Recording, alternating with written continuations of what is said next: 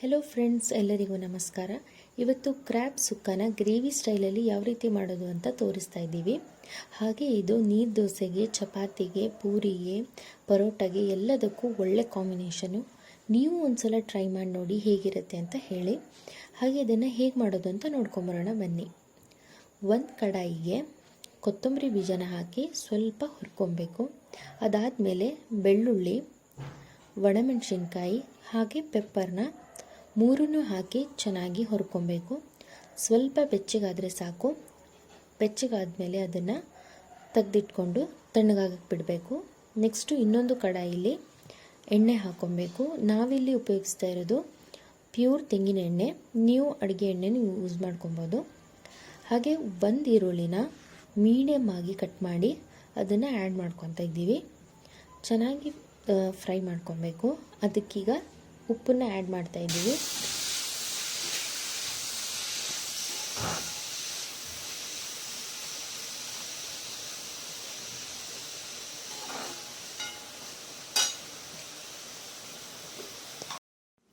ಈಗ ಇದಕ್ಕೆ ಅರಿಶಿನ ಆ್ಯಡ್ ಮಾಡಿ ಇನ್ನೊಂದು ಸಲ ಎಲ್ಲ ಈರುಳ್ಳಿ ಜೊತೆ ಬೆರೆಯೋ ತನಕ ಚೆನ್ನಾಗಿ ಮಿಕ್ಸ್ ಮಾಡ್ಕೊಬೇಕು. ನೆಕ್ಸ್ಟು ಮೀಡಿಯಮ್ ಸೈಜಲ್ಲಿ ಕಟ್ ಮಾಡಿ ತೊಳೆದಿಟ್ಟಿರೋ ಏಡಿನ ಹಾಕ್ತಾ ಇದ್ದೀವಿ. ನೀವು ನಿಮ್ಗೆ ಯಾವ ಥರ ಬೇಕೋ ಅದೇ ಥರ ಕಟ್ ಮಾಡಿಕೊಂಡು ಆ್ಯಡ್ ಮಾಡ್ಕೊಬೋದು. ಎಲ್ಲನೂ ಹಾಕಿದ್ದಾದಮೇಲೆ ನೀಟಾಗಿ ಎಲ್ಲನೂ ಇನ್ನೊಂದು ಸಲ ಮಿಕ್ಸ್ ಮಾಡ್ಕೊಬೇಕು. ಚೆನ್ನಾಗಿ ಎಲ್ಲನೂ ಮಿಕ್ಸ್ ಮಾಡಿದ್ದೆಲ್ಲ ಆದಮೇಲೆ ಸ್ವಲ್ಪ ಹೊತ್ತು ಮುಚ್ಚಿಟ್ಟು ಬೇಯೋದಕ್ಕೆ ಬಿಡಬೇಕು. ಅಲ್ಲಿ ತನಕ ನಾವಿಲ್ಲಿ ಮಸಾಲೆ ರುಬ್ಕೊಳ್ಳೋಣ. ಮುಂಚೆನೇ ಹುರಿದಿಟ್ಟಿರೋ ಎಲ್ಲ ಮಸಾಲೆಗಳು, 4-5 ಗೋಡಂಬಿ, ಕಾಯಿ ತುರಿ, ಗರಂ ಮಸಾಲ, ಇದನ್ನೆಲ್ಲ ರುಬ್ಕೊಳ್ಳೋ ಮುಂಚೆ ಒಂದು ಸಲ ಏಡಿನ ತಿರುಗಿಸ್ಕೊಬೇಕು. ಆಗಾಗ ಓಪನ್ ಮಾಡಿ ತಿರುಗಿಸ್ತಾ ಇರಬೇಕು.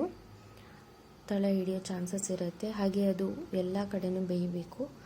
ಅದಕ್ಕೋಸ್ಕರ ಆಮೇಲೆ ಮಸಾಲೆನ ರುಬ್ಕೊಬೇಕು. ತುಂಬ ನುಣ್ಣಗೆ ರುಬ್ಕೋಬಾರ್ದು. ಈ ಥರ ತರ್ತರಿಯಾಗಿ ರುಬ್ಕೊಂಡು ಅದನ್ನು ಬೆಂದಿರೋ ಏಡಿಗೆ ಆ್ಯಡ್ ಮಾಡ್ಕೊಬೇಕು. ಹಾಗೆ ಜಾರನ್ನು ತೊಳೆದು ಆ ನೀರನ್ನು ಅದಕ್ಕೆ ಸೇರಿಸ್ಕೊಬೇಕು. ಹಾಗೆ ಸೇರಿಸಿದೆಲ್ಲ ಆದಮೇಲೆ ಚೆನ್ನಾಗಿ ಎಲ್ಲನೂ ಮಿಕ್ಸ್ ಮಾಡ್ಕೊಬೇಕು. ಈಗ ಎಲ್ಲಿ ತೋರಿಸ್ತಾ ಇದ್ದೀವಲ್ಲ ಅದೇ ರೀತಿಯಾಗಿ ನೀವೆಲ್ಲನೂ ಮಿಕ್ಸ್ ಮಾಡ್ಕೊಬೇಕು.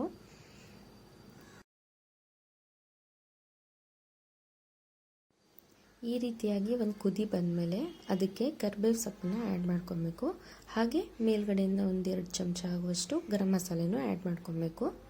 ಈ ಕರಿಬೇವು ಸೊಪ್ಪನ್ನು ನೀವು ಮುಂಚೆ ಏಡಿನ ಬೇಯೋ ಟೈಮಲ್ಲಿ ಏನು ಈರುಳ್ಳಿ ಫ್ರೈ ಮಾಡ್ಕೊಂಡಿದ್ದೀರೋ ಆವಾಗಲೇ ಆ್ಯಡ್ ಮಾಡ್ಕೊಬೋದು.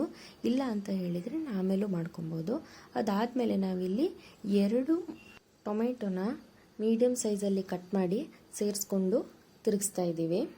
ತಿರುಗಿಸಿದ್ದೆಲ್ಲ ಆದಮೇಲೆ ಇದು ಹುಳಿಗೋಸ್ಕರ ಟೊಮೆಟೊನ ಆ್ಯಡ್ ಮಾಡ್ಕೊಂಡಿರೋದು. ತಿರುಗಿಸಿದ್ದೆಲ್ಲ ಆದಮೇಲೆ ಮೇಲಿಂದಾಗಿ ಚಿಕ್ಕದಾಗಿ ಕಟ್ ಮಾಡ್ಕೊಂಡಿರೋ ಕೊತ್ತಂಬರಿ ಸೊಪ್ಪನ್ನು ಆ್ಯಡ್ ಮಾಡಿದರೆ ಬಿಸಿ ಬಿಸಿಯಾದ ಏಡಿ ಸುಕ್ಕ ರೆಡಿಯಾಗತ್ತೆ. ಫೈನಲ್ ಲುಕ್ಕನ್ನು ನಾನು ಒಂದು ಸಲ ತೋರಿಸ್ತೀನಿ ಯಾವ ರೀತಿಯಾಗಿ ಬಂದಿದೆ ಅಂತ ಹೇಳಿ. ಈಗ ಫಸ್ಟು ಕೊತ್ತಂಬರಿ ಸೊಪ್ಪನ್ನು ಹಾಕಿದ್ದಾದಮೇಲೆ ನೀಟಾಗಿ ಎಲ್ಲನೂ ಸರಿಯಾಗಿ ಮಿಕ್ಸ್ ಮಾಡ್ಕೊಬೇಕು. ಎಲ್ಲದಕ್ಕೂ ಮಿಕ್ಸ್ ಆಗಬೇಕು. ಹಾಗೆ ಲಾಸ್ಟಲ್ಲಿ ಒಂದು ಸಲ ಟೇಸ್ಟ್ ಮಾಡಿ ನೋಡಿ. ಉಪ್ಪೇನಾದರೂ ಕಡಿಮೆ ಅನಿಸಿದರೆ ಇವಾಗ ನೀವು ಆ್ಯಡ್ ಮಾಡ್ಕೊಬೋದು. ಹಾಗೆ ಮಸಾಲೆ ಬೆರೆಯೋದಕ್ಕೆ ಸ್ವಲ್ಪ ಹೊತ್ತು ಮುಚ್ಚಿಟ್ಬಿಡಿ. ನೋಡಿದ್ರಲ್ಲ ಯಾವ ರೀತಿ ಮಾಡಿದ್ವಿ ಅಂತ ಕ್ರ್ಯಾಬ್ ಸುಕ್ಕನ. ನೀವು ಒಂದು ಸಲ ನಿಮ್ಮ ಮನೇಲಿ ಟ್ರೈ ಮಾಡಿ ನೋಡಿ. ಹಾಗೆ ಕಮೆಂಟ್ ಸೆಕ್ಷನಲ್ಲಿ ಬಂದು ತಿಳಿಸಿ ಯಾವ ರೀತಿಯಾಗಿತ್ತು ಅಂತ. ಇಂಗ್ರೀಡಿಯೆಂಟ್ಸ್ನೆಲ್ಲನೂ ನಾನು ಕ್ಯಾಪ್ಷನಲ್ಲಿ ಡೀಟೇಲ್ಡಾಗಿ ಹಾಕಿರ್ತೀನಿ. ಒಂದು ಸಲ ಚೆಕ್ ಮಾಡ್ಕೊಳ್ಳಿ. ಅಂಟಿಲ್ ದೆನ್ ಬಾಯ್.